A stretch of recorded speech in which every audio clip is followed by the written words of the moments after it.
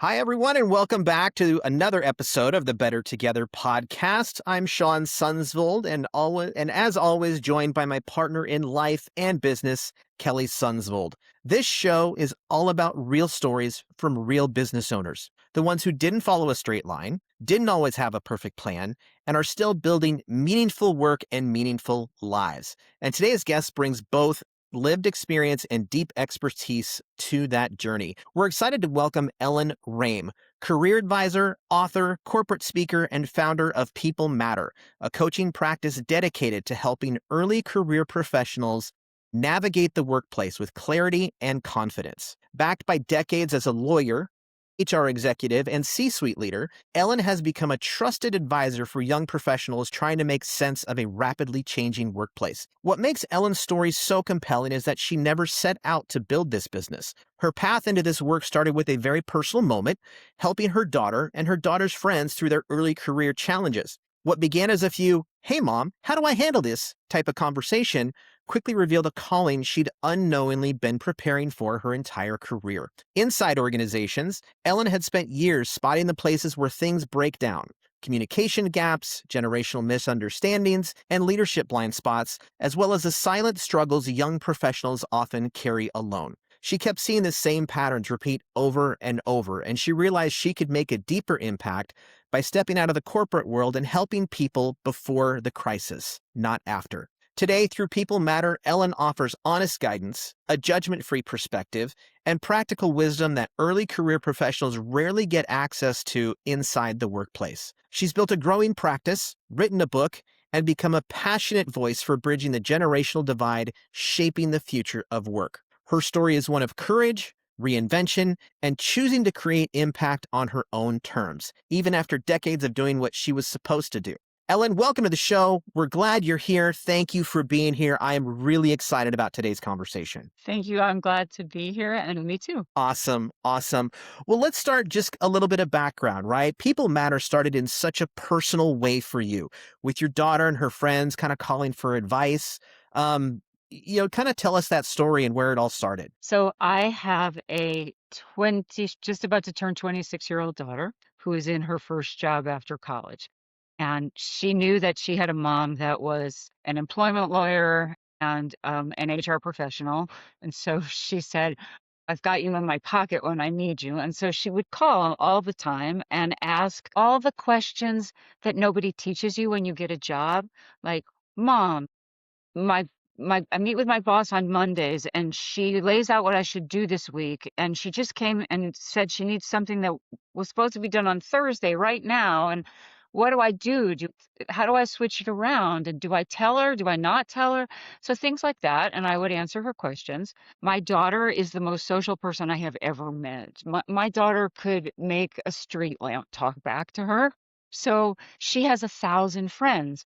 So she would go out to dinner or happy hour or whatever with her friends, and they would be wringing their hands about their own work problems. And she started to say, "Just call my mom. My mom gives really good work advice." So I would get these texts from strangers, and it would say, "Hi, you don't know me. My name is Jennifer, but I'm a friend of your daughter's, and she says you give really good work advice. Could I call you?" So I was helping all of her friends. And so one day my daughter calls me on the phone and she says, "George is going to call you because George is trying to decide whether to just suck it up or quit his job." And I said, Mm. "No more after George. I can't do this. I, I have to make a living." And she said, "No, no, no, Mom, you're getting this reputation as being the go-to person for people my age. So we're going to help you start a business." So I got 6 young folks on a Zoom call and asked them, "Would you really call me? Would you, could this be a business? Would you pay me for it? How would you like to get your information?" And they were very helpful. They helped me come up with the name of the book. They were my first ambassadors to go find other people whose help I could give. So it was like you said, I wasn't looking for this business at all. It landed in my lap. But doing this now, I can't think of anything I would rather do. I finally feel like I'm doing something that really makes a difference. Hmm. That's so awesome. Yeah, yeah. It really does. Being a parent of Gen Z kids also that are emerging into the work world, it's just like it's hard out there. And Mhm. parents, us parents, it's kind of hard to break it down. It sounds like you were really successful as that. Let's back up a little bit. And you've had a really successful career as a lawyer, an HR executive, C-suite leader. What was the moment you realized you were being pulled towards something different, towards building people matter? Like you talked a little bit about like the buildup, but what made you go full time with this? The work world has changed since I started 100 years ago. Um, when I first started inside of a corporation, and I started as a lawyer, but I was observing the HR folks. HR folks were able to advocate for employees. And as time went on, the role changed. And so HR people are now, they're called business partners. And so they are working to help managers set strategy, set people strategy. And they are no longer, they don't really have, they're no longer really working with individuals. They don't have enough time to work with individuals. The focus has really changed. And there's really nothing wrong with what they're doing now. It's important. A lot of this stuff is much more high leverage. So, for instance, figuring out what your AI philosophy should be inside the company, that's important.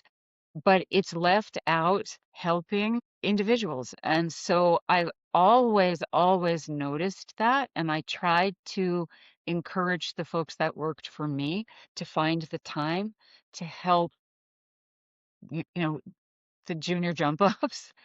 And so when I got a breather, I decided that that's kind of where I wanted to spend my time, and sort of how I ended up leaving corporate America. The last company I was with went bankrupt, and so everyone got laid off, and so that was my pivot point for deciding, do I want to go back and do it one more time, or do I want to do something that I think will have a big impact? Yeah. Yeah, it's interesting the things you find that energize you, right? When you're able to step away from one thing for, whether it's by choice or by force, right? You start kind of reevaluating, looking at what excites you, right? And kind of in that line, like what surprised you the most when you started working and advising young professionals one on one? The media will tell you that this group of individuals and are slackers and snowflakes, and work-life balance matters more than working hard, and they don't care. So I started worried about that, and I have been pleasantly surprised that everyone that I am working with is dedicated and ambitious and interested in doing a good job. They just don't exactly know how. And the culture in which they came up versus the culture in which we came up is Mhm. really, really different. And Yeah. so sort of mainstream corporate America is excoriating them just for being the product of how they grew up. And sometimes I tell leadership, we did this. We are the ones that created the culture that formed the young people that are coming in now. So you can't just sort of stand on the sidelines and throw rocks. You have to approach interacting with young people with curiosity and not with judgment. And then you will come to a mutually acceptable next step. Yeah, for sure.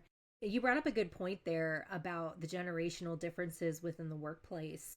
From your perspective, what misunderstandings get in the way the most? I think that there's a couple that are really, really big. And one is this idea of sense of urgency versus work-life balance.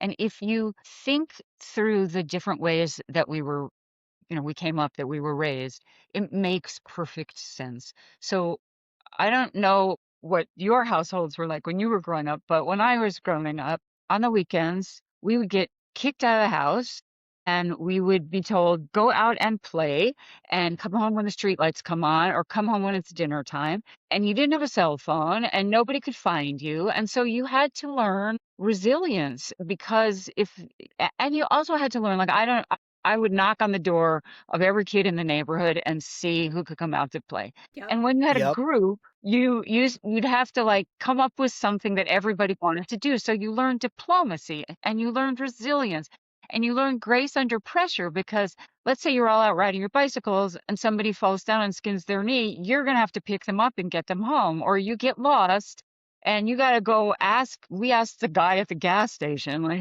where are we? How Yes. to get home? Yeah. And our children did not get raised like that. Our children got raised.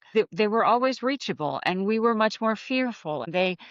This free play was replaced by play dates and lessons, and so they're much more used to instructions and feedback along the way, whereas we were sort of raised, sort of suck it up and deal with it. You'll Hmm. figure it out. And so, like I said, there's a couple of misunderstandings. One is you always hear, "Oh, Gen Z, they're so fragile. They want feedback. They want help." We raised them with feedback and help, and they don't understand that our generation where no news was good news. So again, Hmm. communicating really helps people understand that. And I tell the Gen Z clients that I'm working with, go ask your boss how they want to interact. Do they want daily input from you? Do they want you to ask questions? They want you to batch stuff and ask them once a week. If you really need something right away, you can talk to peers. Those kinds of things they don't know. And we don't teach them. We expect them to sort of jump into the deep end of the pool. And the Hmm. other one is work-life balance, which is a big sort of friction point between the leaders who are Gen X and millennials and the entering group of people who are Gen Z. And that comes from when I was raised, I believed, and I don't know if anybody said this or if it just was in the ether, if I went to work and I worked really hard and put my nose to the grindstone, I waited my turn, I would climb the corporate ladder and I'd be able to have the American dream, right? So Hmm. I'd be able to afford a car and a house and a couple of kids and a vacation every once in a while. But our children entering cohort of Gen Z, see what's going on right now. It's a very different world. So there's been a million layoffs year to year, a million layoffs in the United States. So a lot of these young people have seen their parents laid off more than once. Hmm. The cost of living has risen so much faster than the cost of raises. So entry level salaries for Gen Z are not really keeping up with, the cost of living. And so they don't know that if they get in line and they wait their turn, they put their nose to the grindstone, they're ever going to be able to have what we had. And Yeah. so it's logical that what they want instead is, okay, well, I want a life then. If I'm not going to put my life, on hold just for the weekends because I'm going to climb the ladder. They want to understand how they're going to have something that works for them. And again, the way to solve this is is understanding the difference in the generations and with communication. So you can't just leave on a Friday because the weather's great and you want to go hiking. You have to talk about that ahead of time with your boss. You have to set expectations. You have to build trust. And then you will eventually, if you do good work and you build trust, you will be able to iterate for yourself. You'll get more Hmm. space in your work life, but you have to come in knowing sort of the rules of the game. Yeah, yeah, I love that kind of kind of prepping them for, there is a possibility to build that kind of trust and to have that kind of freedom, but it does take time and it does take commitment. One of the things that is an aspect of what you do kind of flips the script a little bit in working with, companies and corporations, and speaking to them about, some of those gaps. So where do you see workplaces unintentionally creating confusion or anxiety or just barriers for people starting their career? So I'll answer that by telling you some of the questions I get from young folks. So a lot of it is around feedback. And so they're not told, and if I think back, I guess I wasn't told either. Probably you guys weren't told either when you were working inside of organizations how they're doing. And that creates a lot of anxiety because you get right out of school and you're used to immediate feedback. You take a test, you get a grade, you work in a team project and you get feedback from the professor when you present. And you can go a long time in a job without getting feedback. And also, sometimes the people that are your leadership were kind of brought up on no news is good news. And I'm only going to give you feedback when it's negative feedback. And so I have a lot of young folks calling me going, am I failing or not? And we talk through what the issue is. And No, they're not, and so if they want more feedback or they wanna know how they're doing, I tell them that if they don't have one-on-ones set up with their bosses once a week, once every couple of weeks, to go ask for that, and then they can go through what they're doing, find out how they're doing, but it's also a great way to showcase how well they're doing. If they're nailing a project, they should be explaining to people the value that they're adding, and if they do Hmm. that by asking the boss, "Hey, can you meet with me once a week or once every couple of weeks?" It's a it's a logical, sort of gentle way to brag a little bit and Mm. also to get the feedback that you need. Exactly. And you've witnessed organizations from the inside out. And so, if you were to sit across from someone who's like, I just don't get it, what are some low lift, high impact changes that companies could make to set young professionals up for success? I think that, again, you keep hearing me say communication, but Yeah. communication is sort of the pin of this.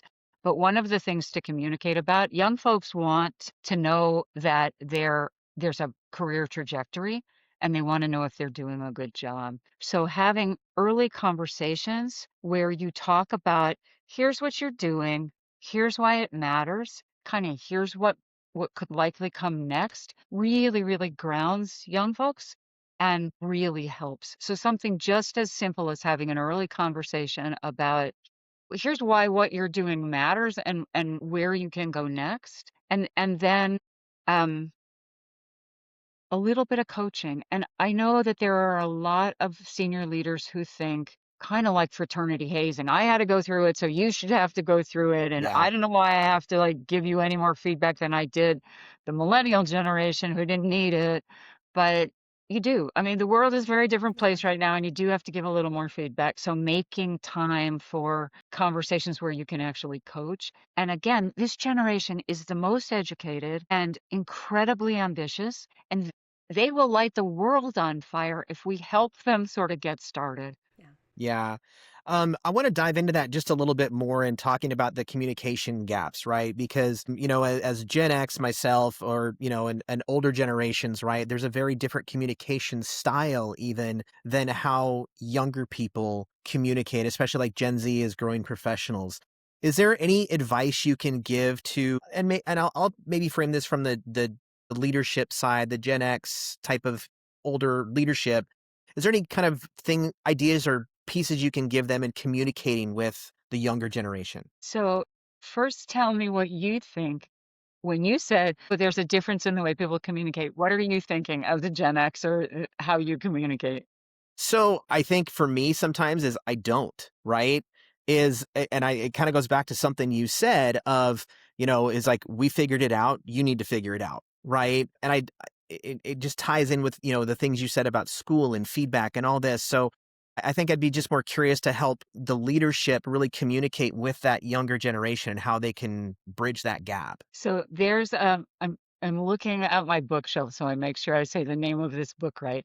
There is a book um, that's called 10 to 25, and it's written by a professor whose name is David Yeager, and he studies young folks from 10 to 25. That's why the name of the book. And he found that for some reason, in communicating with younger generations, if you explain to them why you're giving them feedback when you're talking to them, it allows that feedback to go in a lot more gently. So if you say, "Hey, I'm giving you some feedback because I believe in you and I want to invest in you," all of a sudden, young folks hear what you're saying and they can go away and do what you ask them to do. So, like, Yeah. we all grew up on, well, you get a performance review once a year and it maybe lists two or three nice things or good things you did, and then it lists all the like areas of improvement. I didn't even Yes. read the part at the top about like what was you did Yeah. well. I went right to the areas of improvement, then beat myself up. Trying to understand that that doesn't work and changing it to talk more often about, hey, I want to help you do this right. 'Cause Yeah. I think if we hired you because we thought you were great, not, you beat out other people. So if you preface what you're saying with it's constructive feedback and not poor performance feedback, then that helps a great deal. Yeah. I found that even in, prefacing conversations, just even with my kids or anybody really, right?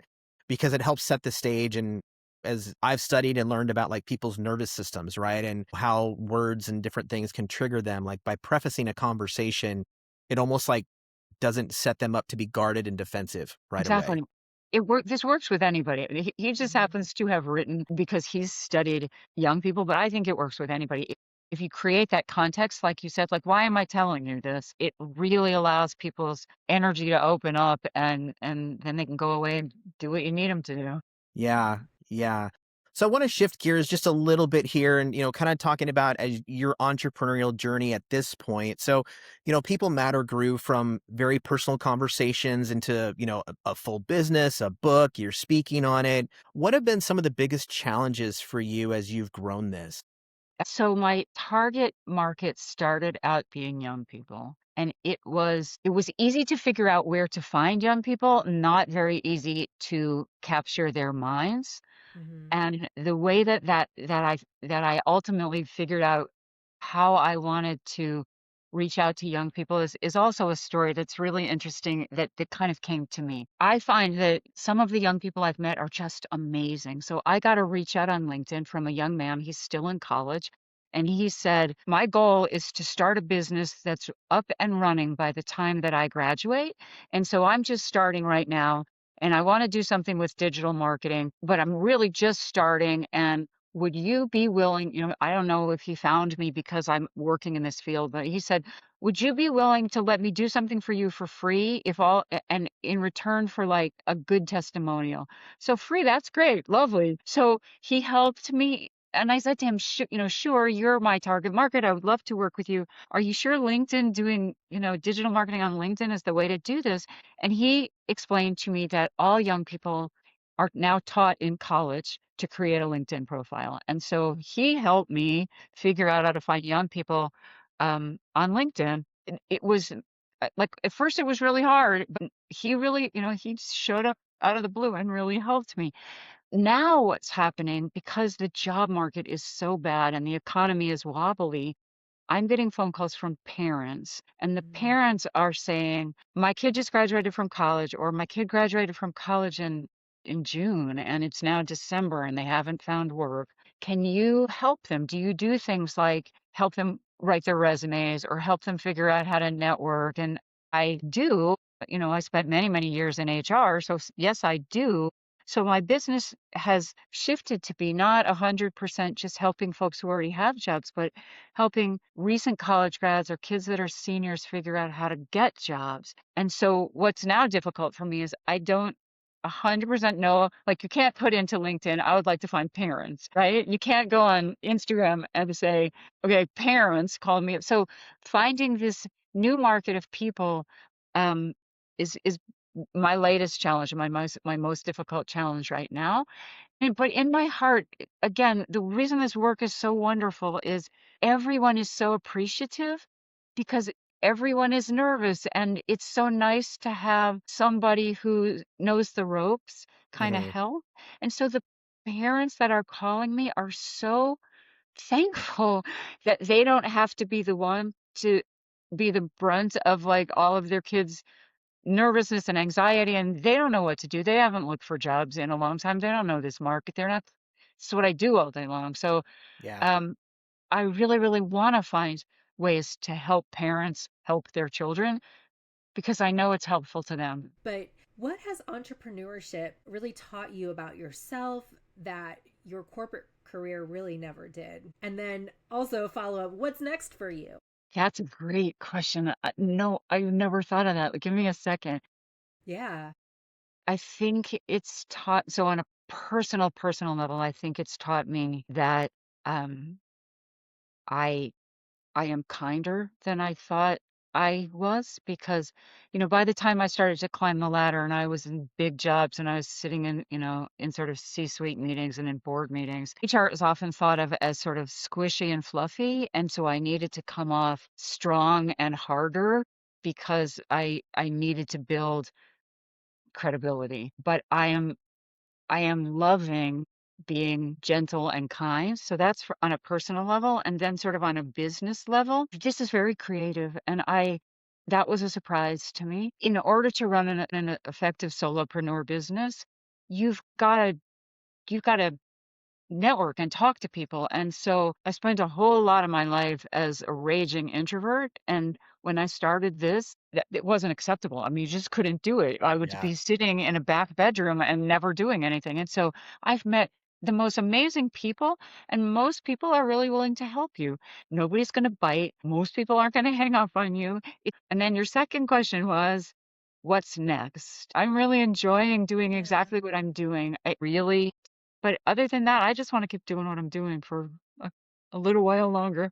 Yeah. That's amazing. That's amazing. And I'm sure like just those aha moments, like watching people, get it and understand like, okay, here's where the gaps are, here's where we can make it better. I'm sure that's a very fulfilling moment for you, knowing this is such a passionate thing that you're doing and how it all started. For people who want to get in contact with you, maybe they have a kid who's in that Gen Z and is going through some struggles, or if a corporation is looking for somebody to come in and kind of have those conversations about what are those differences and how can we help this younger generation, how do people best get in contact with you? Well, you could go to my website, which is peoplematterllc.com, or if you want, you can just write me right now, which is ellen@peoplematterllc.com, and I would love to respond. That's awesome. Well, Ellen, thank you so much for today's conversation. I think there's a lot of insight that people can walk away with, and just understanding that communication is super, super, super important, right? Because it's the bridge to everything that we can do. So whether it's, the younger generation communicating upwards, or the